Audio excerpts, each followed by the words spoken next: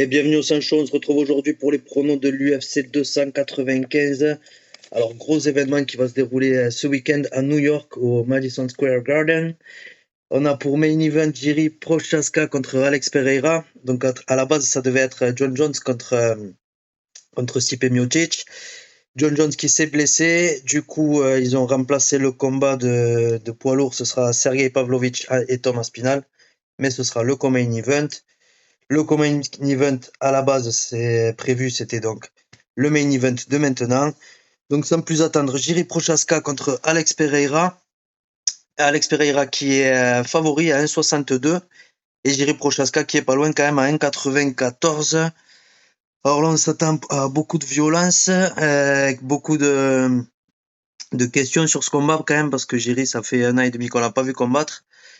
Alex Pereira, c'est son deuxième combat dans cette catégorie. On se rappelle, il a battu Jan Blachowicz sur une décision un peu tendue. Qu'est-ce que tu as à dire toi sur ce combat? Oui, pour moi, il avait perdu le combat contre Blachowicz. J'ai pas trop compris pourquoi il est donné à Alex Pereira. Après, c'était un beau combat. Il a montré une belle défense au sol, etc. Iri Prohashka, il a beaucoup de points d'interrogation. Comme tu as dit, on l'a pas vu depuis 1 an et demi. Pour moi, Iri, il se prend quand même beaucoup de coups dans les combats. Et contre Alex Pereira, ça risque de ne pas pardonner. Euh, avec en plus le time off. Donc, Mhm. comme j'ai dit, j'ai beaucoup de questions en fait. J'ai beaucoup de questions. L'approche la plus intelligente pour combattre Alex Pereira serait sûrement de le ramener au sol, d'essayer de le bloquer au sol, un peu comme Blachowicz il a fait. Mhm. Mais est-ce que Yuri va faire ça? Je pense pas. Yuri, c'est plutôt un sauvage, il aime bien se mettre en danger, il aime bien vraiment combattre et saigner, quoi. Donc je pense pas qu'il aura cette approche. Donc là, on se retrouve dans un combat de striking. Et dans un combat de striking, je suis obligé de prendre la technique de Alex Pereira il va être plus technique, il va être plus clean. Et il va prendre moins de risques inutiles que Yeri Prohashka. Donc pour moi, je suis obligé d'aller avec Alex Pereira pour ce combat. Mhm. Ouais, moi j'ai une préférence. J'aimerais bien voir Jiri Prochazka parce qu'il est, comme tu dis, il est un peu plus foufou dans sa façon de combattre, dans sa façon de s'entraîner aussi. On l'a vu, il partage des trucs assez bizarres. Euh, mais Ouais, Mais ouais, cette façon qu'il a aussi, il arrête les coups avec son front. Des trucs comme ça, s'il s'amuse à faire des trucs comme ça contre Alex Pereira, on le connaît, hein, le gros crochet, ça peut lui coûter cher. Après, il est pas facile à tomber, mais c'est vrai qu'il a eu un combat contre Glover Teixeira, qui est quand même on va dire le mentor d'Alex Pereira, en tout cas en MMA. Celui qui l'amène là et son principal partenaire d'entraînement, j'ai l'impression. oui, Donc, oui, il a dû lui donner beaucoup de tuyaux sur Yeri. Ça avait pas été un combat facile pour Yeri contre Glover. Donc, ouais, c'est vrai que toutes les armes, ouais, toutes les armes sont du côté d'Alex Pereira. c'est ça. Donc, ouais, c'est chaud pour Yeri. Mais quand même, on sait jamais. On sait qu'il est très violent.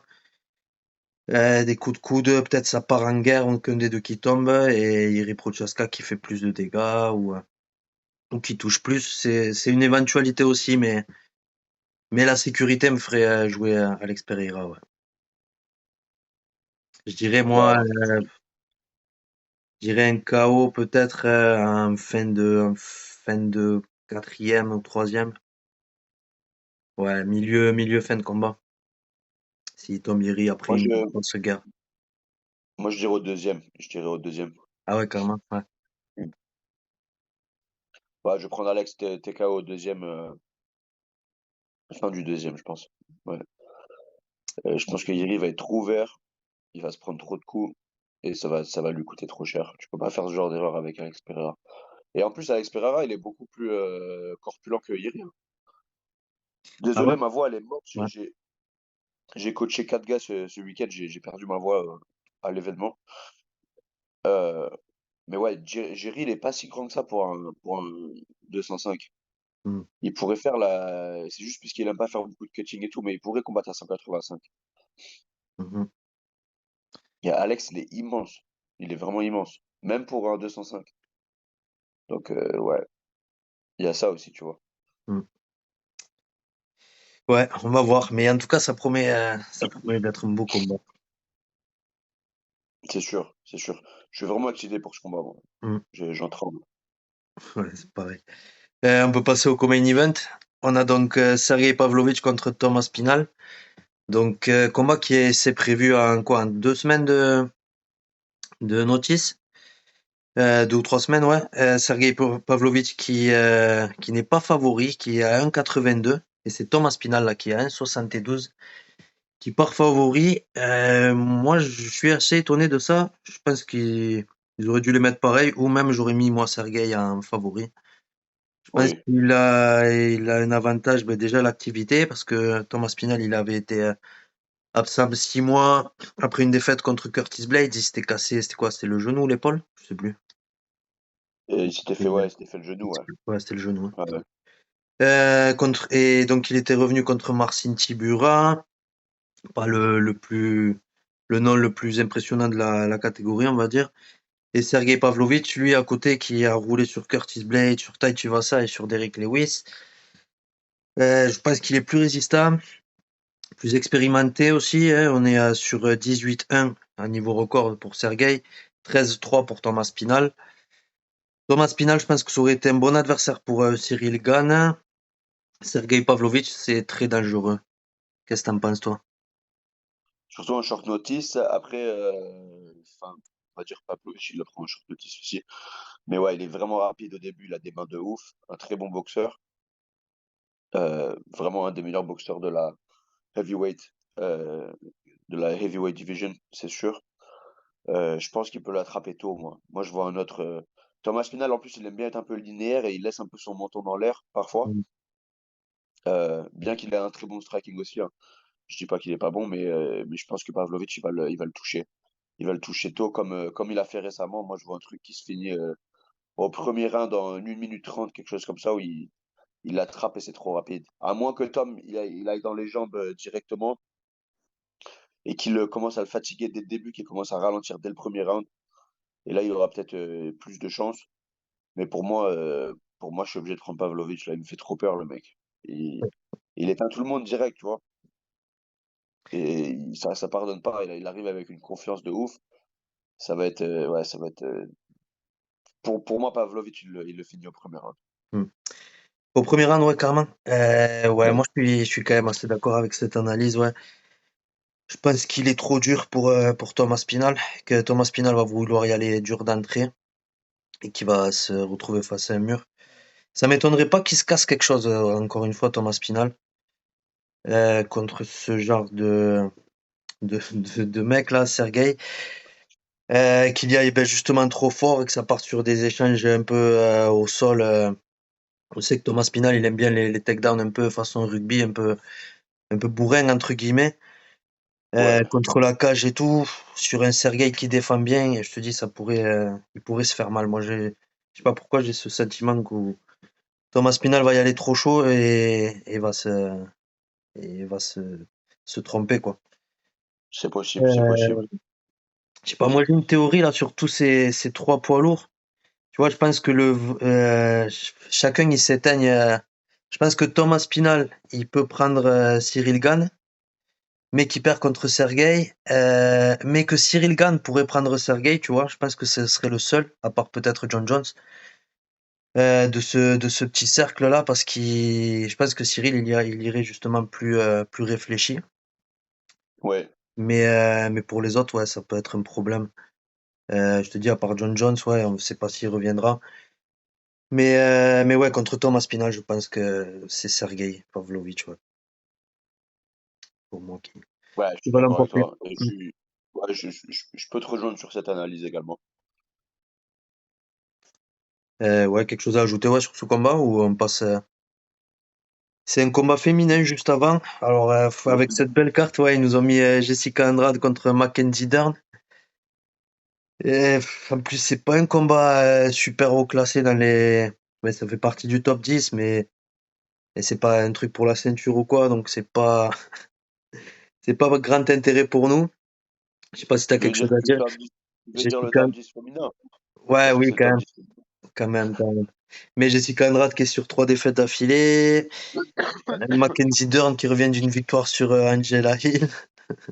Dis-nous en plus, ouais, sur ce match-up. Euh, on va pas s'éterniser dessus. Jessica Andrade, elle est sur 3 défaites d'affilée, et 3, 2 soumissions et un TKO. Elle a pas le Après, droit à l'erreur, là. Mm.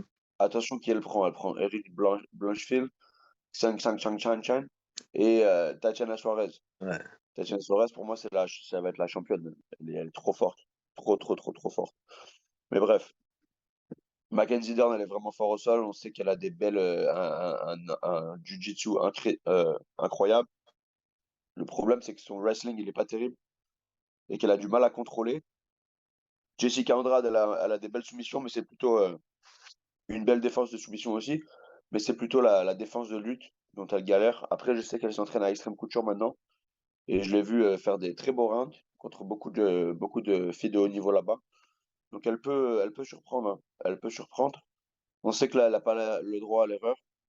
Moi, je ne supporte pas Mackenzie Dern. J'espère que Jessica Andrade, elle la KO très rapidement. On se rappelle quand même que Jessica Andrade est lesbienne, hein. D'habitude, les lesbiennes gagnent plus facilement. Ça, c'est une théorie que j'ai sur le MMA féminin. C'est que la majorité des lesbiennes, dans 90% des cas, elles gagnent comparé aux filles qui sont pas lesbiennes. Et bon, un peu d'humour, les gars. On est toujours en mode sérieux, mais sur ça, ouais.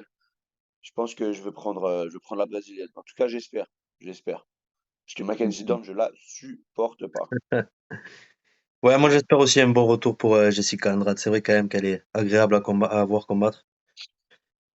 Donc espérons qu'elle fasse le taf, ouais, sur Mackenzie Dern. Peut-être une décision ou ouais, elle peut la finir sauvagement, moi, je me souviens. Un petit KO sale. On se rappelle, elle avait pris la ceinture, elle avait KO Rose, hein, tu te Mm. rappelles, sur un Ouais, slam. ouais. Mm. Et, euh, et Jessica Andrade aussi, ce qu'il faut savoir, c'est qu'elle a une flat fee à l'UFC comme Justin Gaethje. Il n'y a pas beaucoup de combattants qui ont ça. C'est parce qu'elle fait toujours des combats très excitants et elle dit oui à tout. Elle dit jamais non, elle s'en fout. Elle Mhm. prend tous les combats qu'il y a. Du coup, l'UFC, il la récompense et elle se fait, je crois qu'elle prend 300 000 ou quelque chose comme ça. Elle prend un très très gros chèque plat à chaque fois, même si elle perd. Donc, ouais. Mm. Donc le combat juste avant, bah, c'est pas clair là parce que sur l'application UFC et sur Tapology, ils disent pas la même chose. Mais du coup, on va garder le meilleur pour la fin. On va aller sur Diego Lopez contre Pat Sabatini. Là aussi, un beau combat. Diego Lopez qui est à 1,94 et c'est Pat Sabatini qui est à 1,62. Là, je pense qu'il y a un bon coup à faire aussi. Diego Lopez qui avait gagné contre Gavin Tucker, hein. On connaît, c'était un partenaire d'entraînement à toi. Il avait perdu son début contre Movslar Evloev, sur quand même un très gros combat. Un short Ouais, qui était notice en serré, plus. très serré. Et Pat Sabatini, ouais, qui est 1,62 et qui lui a gagné contre Lucas Almeida et juste avant il avait perdu contre Damon Jackson. Alors moi je crois toute la journée je suis avec Diego Lopez. Pareil, je comprends pas pourquoi les bookmakers ont fait ça. Mais je pense qu'il devrait l'avoir et que pour lui c'est même un match-up, je dirais pas facile, mais qui est à son avantage. Pardon. Qu'est-ce que Non, t'en moi, penses? je suis Non? pas d'accord avec toi. Il est vraiment bon au sol, Pat Sabatini. Mhm. Euh, il est vraiment, vraiment bon au sol. Euh, une belle lutte à la chaîne, des belles soumissions. Après, peut-être un peu moins créatif que Diego Lopez, on va dire. C'est un peu plus, euh, on va dire, concentré sur la lutte. Ce qu'il fait, c'est un peu plus concentré sur le contrôle, etc. Mais quand même, il a pris des beaux noms, hein. Il avait fini Jamal Amers. Ouais, oui, Il c'est avait vrai. battu, il avait battu mon pote Tristan, d'ailleurs, j'ai son t-shirt. Il avait battu Tristan par décision. Il avait battu TJ Laramie, qui est très bon au sol, on sait ça quand même. Il avait battu Alex Caceres dans un grappling match. Il avait battu Lucas Almeida. La seule défaite qu'il a eu à l'UFC, c'était en 1 minute, ouais, contre Damon Jackson. Il s'était fait KO direct avec un front kick et après il est tombé et il s'est fait ground and pound. Mais il était KO en fait, direct. Mm. Donc ouais, toi t'es avec Pat Sabatini? Ou tu penses quand même que Diego Lopez va gagner? Franchement, ouais, je vais prendre Pat Sabatini. Je pense qu'il va réussir à juste échapper les dangers du premier round de Diego Lopez avec les clés de bras, les soumissions, les triangles et tout de ouf qu'il a. Et je pense que Diego Lopez va continuer à essayer de soumettre, de se mettre dans des mauvaises positions et pas de Sabatini qui va rester au-dessus, qui va frapper et qui va gagner une close décision. Mhm. Je vais prendre ça. Moi, non, je reste sur mon avis de Diego Lopez. Je pense qu'au deuxième round, ouais, il peut avoir un petit KO ou soumission sur un truc au sol. Ouais, moi, j'ai l'impression que Diego Lopez est à un niveau au-dessus. Tu On penses verra que ce tu qu'il penses va qu'il faire samedi. il arrive pas à défendre Pat Sabatini et qu'il se fait choper quoi. Ouais, ouais, ouais. Ouais, ouais. Sur Non, un c'est coup, ça possible aussi. va le C'est aussi Choc ou probable. un truc un peu Mais pour, de la volée, partie de la volée, tu vois.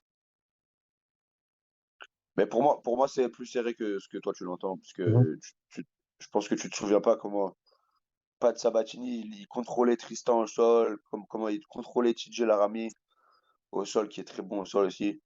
Donc c'est pas comme si, tu vois, lui aussi c'est une ceinture noire, tu vois, Pat. Donc Mhm. c'est ouais. Ok. Ok, ok. Et puis donc juste avant Matt Frévola contre Benoît Saint-Denis.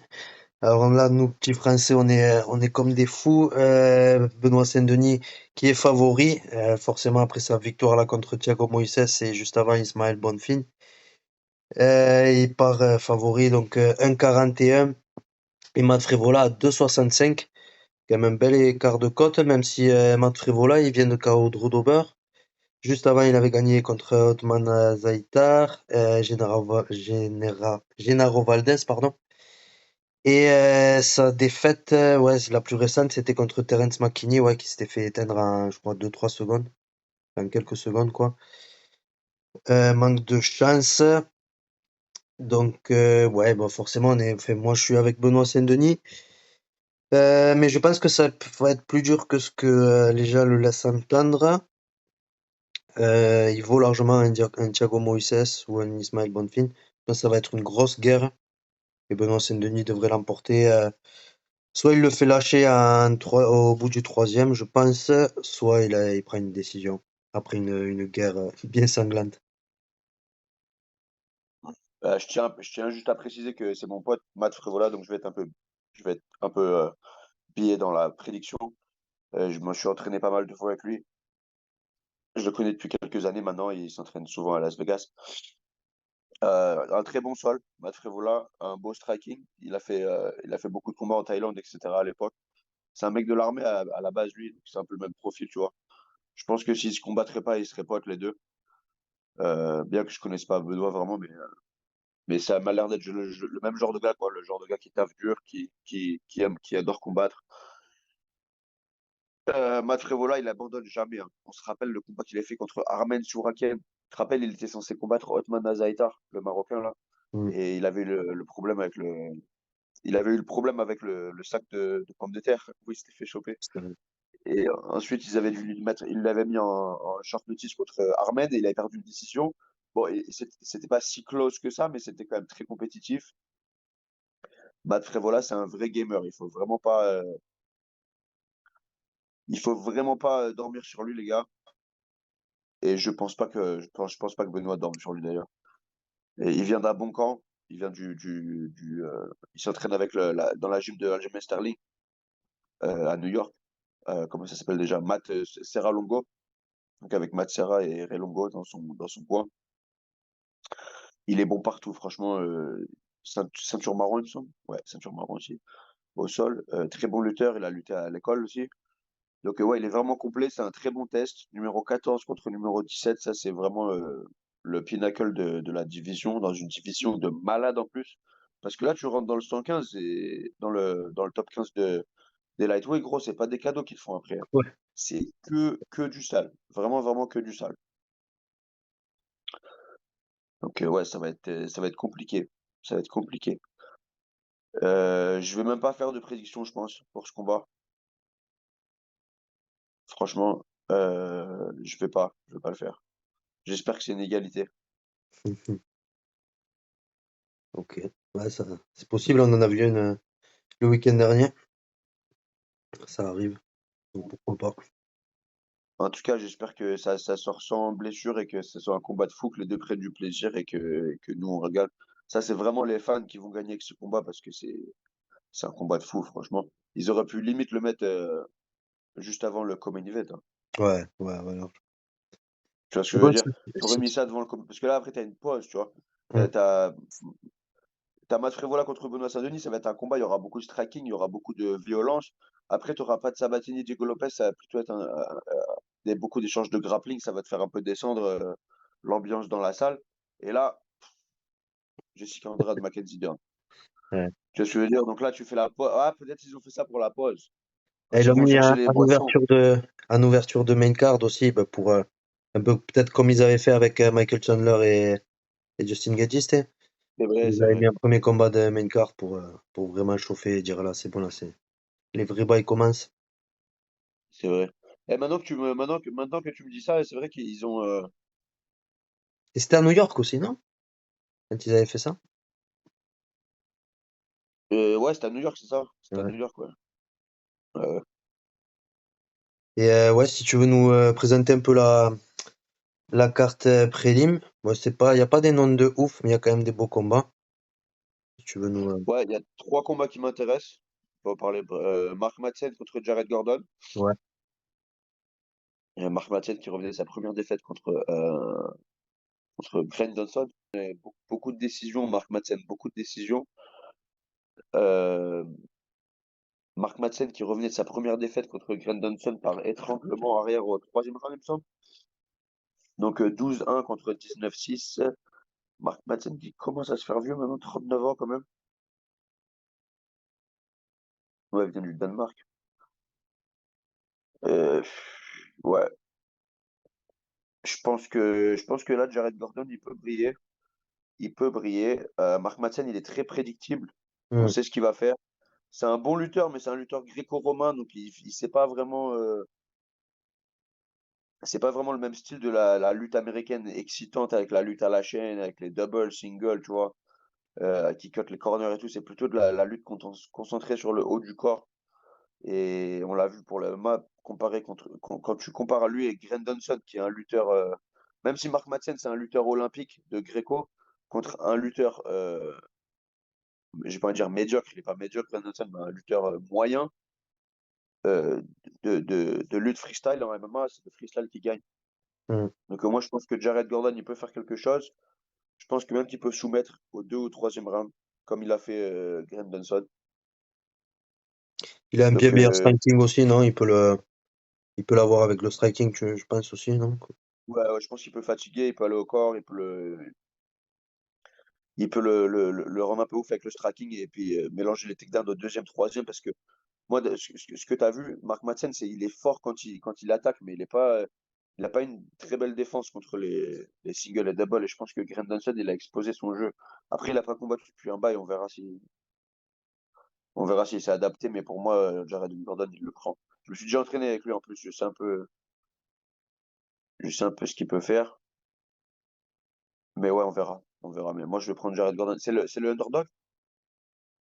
J'ai pas les cotes là, sous les yeux. Ouais, c'est pas le code, ouais. Mais il me semble que ça doit être l'underdog.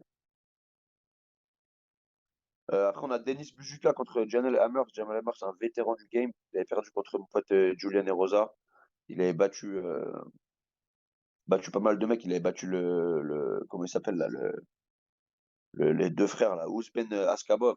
Mhm. Il avait pris son 0, il était 23-0. Jamal Hammer qui l'a battu par décision. Denis Bazouka qui est dans le même camp de Matt Frevola. Ils se sont entraînés ensemble pour ce combat. Il est bon partout. Il est jeune. Bon en lutte, bon au sol, bon en striking. On verra, ça va être un combat de fou. Ça, c'est un beau combat à 145. J'espère que Denis Bujuka le fait. J'aime bien ce camp, j'aime bien son équipe. Il y a Nazin Sadikov, également de la même équipe, qui va combattre Vyacheslav Borchev, qui a un très bon kickboxing, 7-3, contre 9-1. Nazim qui avait combattu Terence McKinney, qui l'avait étranglé avec un bras derrière, un truc sale. Vraiment une belle performance qu'il avait fait. Donc ça va être également un bon combat à voir sur les prélims. Et aussi Alessandro Costa contre Steve Erceg. Steve Erceg, c'est le mec qui avait pris Dvorak. Il avait battu Mhm. Dvorak en short notice. Contre Alessandro Costa, c'est le partenaire d'entraînement de Diego Lopez. Très bon en Jiu-Jitsu aussi, vraiment, vraiment bon. 13-3 contre 10-1, donc c'est un beau combat pour ouvrir la carte, quoi. Mais bon, après, on a fait le tour. Ouais, On a fait le tour de la carte, c'est un bel événement. Franchement, j'ai trop hâte. ouais, J'ai moi aussi, trop hâte. ça va être lourd. Vivement samedi. Bon, pour nous, ce sera à 4 heures du mat, mais on sera debout pour voir ça. Et puis voilà, Ça va. je crois que c'est tout Vas-y, pour cet épisode. Dis-moi. on sera obligé de faire un recap. On va essayer de faire le recap juste après. Mhm. Si on peut se capter comme ça pour, parce que là, c'est ça. Il y aura beaucoup de choses il y aura beaucoup de choses à parler, quoi. Donc, Ouais, ouais, ouais, carrément. On va essayer de se faire ça. Bah, en tout cas, merci de nous avoir regardés. On est de plus en plus, on continue, les gars. Abonnez-vous, likez, partagez, commentez. Et à la prochaine, portez-vous bien.